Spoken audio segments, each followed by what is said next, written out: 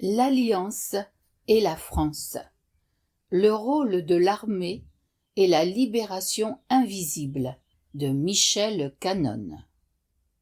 Les récentes émeutes qui ont secoué le pays le week-end dernier, ajoutées au climat d'insécurité permanente qui pèse sur notre quotidien, plongent légitimement la population dans une détresse profonde.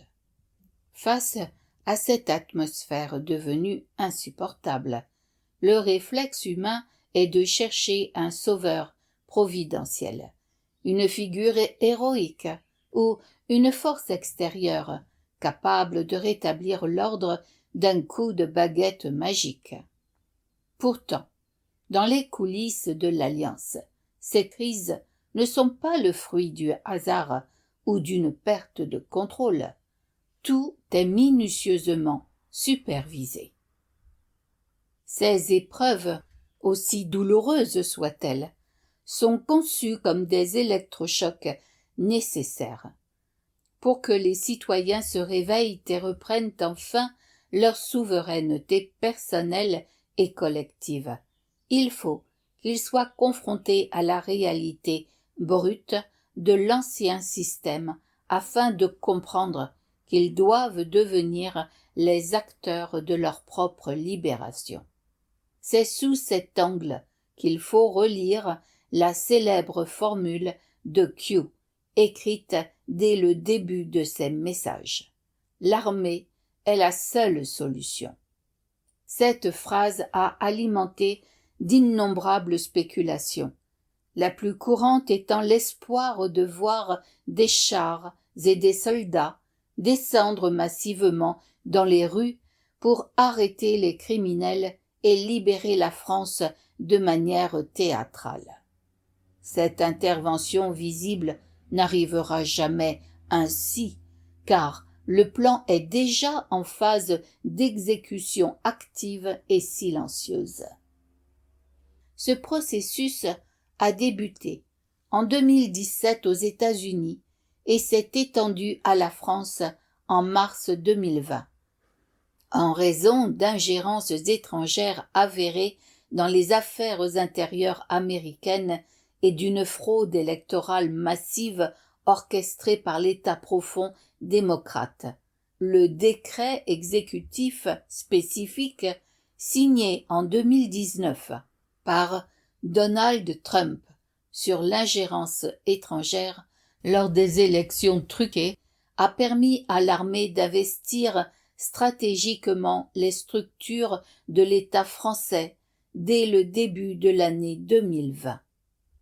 Cette reprise en main militaire s'opère à un niveau de confidentialité absolue, totalement imperceptible pour le citoyen lambda, ou même pour le soldat de base, qui accomplit ses missions quotidiennes sans avoir connaissance du plan global.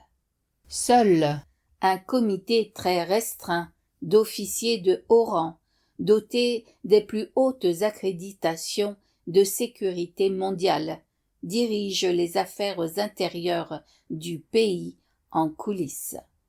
Dans cette organisation, les dirigeants politiques traditionnels ne sont pas les maîtres du jeu. Macron fait déjà partie de l'Alliance et n'est, au même titre que Donald Trump et Vladimir Poutine, qu'une voie exécutoire chargée d'appliquer une feuille de route bien précise. Il faut d'ailleurs garder en tête que si Donald Trump est le vrai Trump, le vrai Poutine, État profond, a été éliminé en 2011. Cette stratégie globale s'enracine dans une perspective historique très longue. L'organisation Q a été initialement conçue par des généraux au XIXe siècle, après l'assassinat d'Abraham Lincoln, dans le but d'extirper définitivement les racines de l'État profond.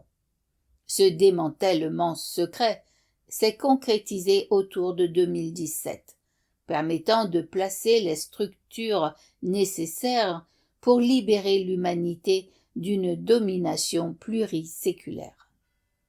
L'ancien système, extrêmement puissant et ancré depuis des siècles, a donc déjà été neutralisé dans le secret, mais le grand public ne doit pas encore le savoir.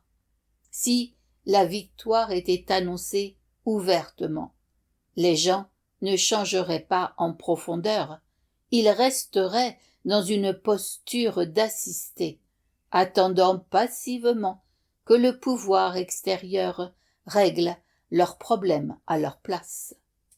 L'Alliance incarne le déroulement d'un plan divin, et les doutes ou l'incrédulité de certains n'altèrent en rien le caractère inéluctable de cette délivrance. Cependant, pour que cette liberté soit réelle et durable, elle doit impérativement s'accompagner d'un déconditionnement progressif des esprits. Le véritable changement du monde ne se décrète pas par le haut. C'est le regard des gens qui se transforme à mesure qu'ils traversent les crises, modifiant ainsi la conscience collective et la réalité de manière invisible et naturelle. Il ne faut donc pas attendre le grand final d'un film de cinéma avec des révélations fracassantes sur tous les écrans, car la transition se déroule au cœur même de notre vie quotidienne et ordinaire. C'est dans la banalité des jours que s'opère l'extraordinaire, et le paysage social change, presque sans que l'on s'en aperçoive. L'armée ne viendra jamais répondre à des supplications directes ou intervenir ouvertement dans les conflits de rue, car cela briserait le processus d'apprentissage du peuple. Les événements douloureux que nous traversons doivent paraître totalement réalistes et terrifiants pour que la prise de conscience fonctionne.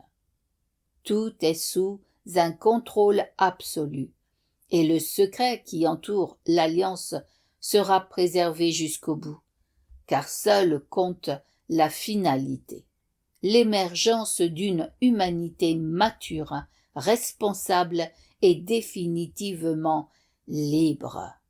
Michel Canonne.